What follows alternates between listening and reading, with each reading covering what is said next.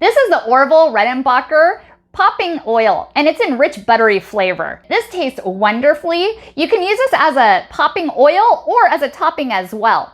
I prefer just to use it as the popping oil. And let's try it out so you can see what it looks like. So let's make some popcorn, and we're gonna use this Orville Redenbacher's popping oil.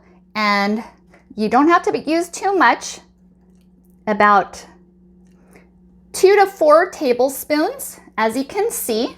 Now that I have the oil in, we're gonna wait a little bit for it to warm up, and now we're gonna add the kernels. Okay, now that we added our kernels to the oil, now we're gonna put the lid on it and wait for it to start popping. Okay, let's put the lid on.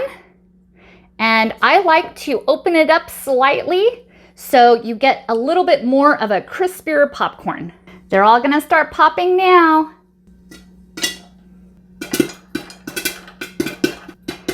Once you start hearing that the popcorn is starting to slow down, that's when I start lowering the heat and take it off the flame.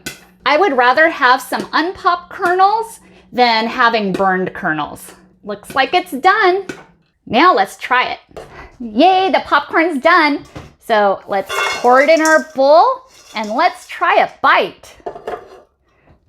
See how perfect that came out?